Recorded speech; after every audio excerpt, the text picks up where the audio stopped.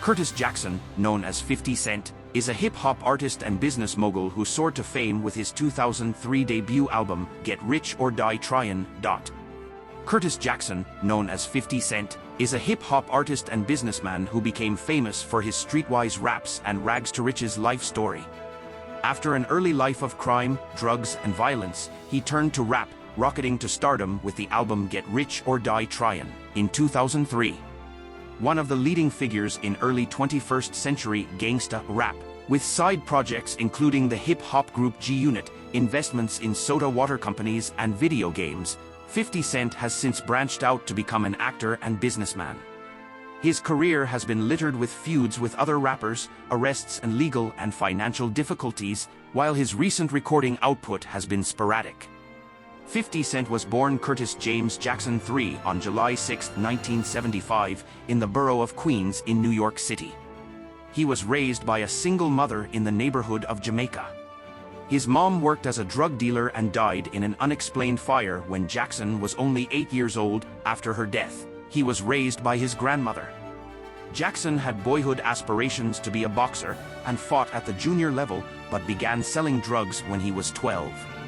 At the age of 19, an undercover police officer arrested Jackson for selling 4 vials of cocaine, and when his home was raided 3 weeks later, police found crack and heroin. Sentenced to 3 to 9 years, he instead went to a boot camp and got his GED. At this time, he was already rapping and took on the name 50 Cent, which was the original moniker of a Brooklyn crook from the 1980s. His first important contact with the New York hip-hop scene was an introduction to Jam Master Jay from the group Run DMC. Jay was impressed by Jackson's rapping ability and produced an album for him, but it never came out. Jackson also made a false start with the Columbia label, recording an album that was shelved before its release. That album, Power of the Dollar, was later bootlegged and showcases Jackson's confrontational style. On the track How to Rob, he details plans to steal from stars such as P. Diddy, Jay-Z, Maze, and Missy Elliott. In 2000, Jackson was the victim of a severe shooting incident that left him with multiple injuries. He returned to music after his recovery and made several low-budget recordings with his friends Lloyd Banks and Tony Yayo, as a crew called G-Unit.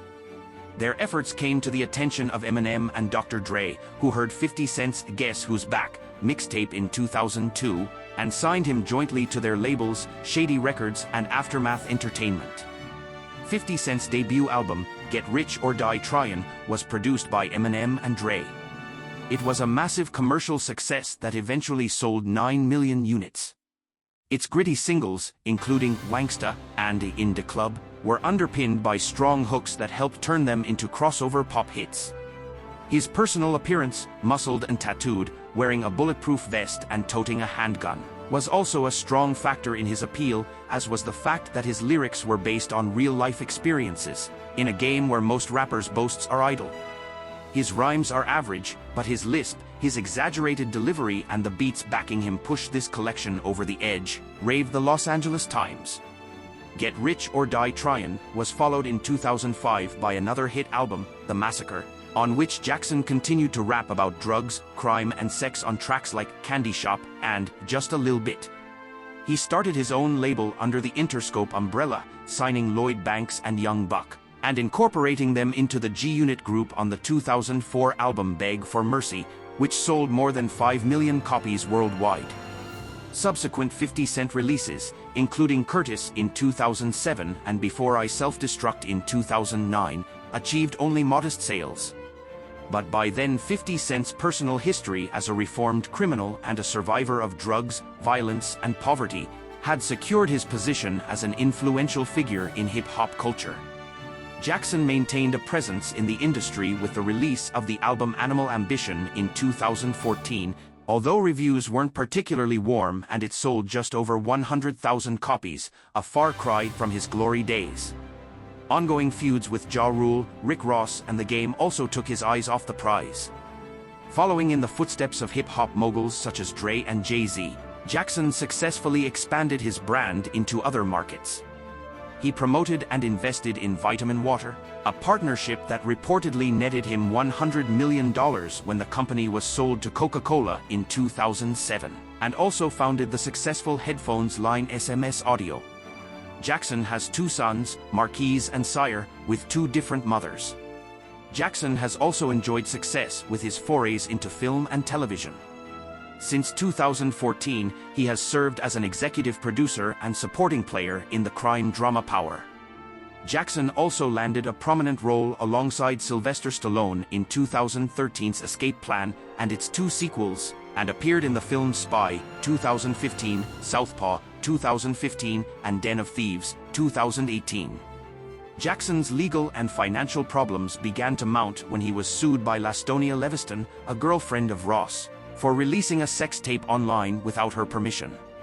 A jury found Jackson liable for $7 million in damages in July 2015. That and another case relating to the headphone company Sleek Audio prompted the rapper businessman to file for Chapter 11 bankruptcy protection. In 2016, Jackson was ordered by the bankruptcy court to pay his creditors $23 million over 5 years, but he paid it off after only months, helped by a settlement in his favor from a legal malpractice case. That same year, he also finally sold his lavish Connecticut mansion in Farmington that had been on the market for years, for a modest price of $8 million. He had originally purchased the home from Mike Tyson in 2003.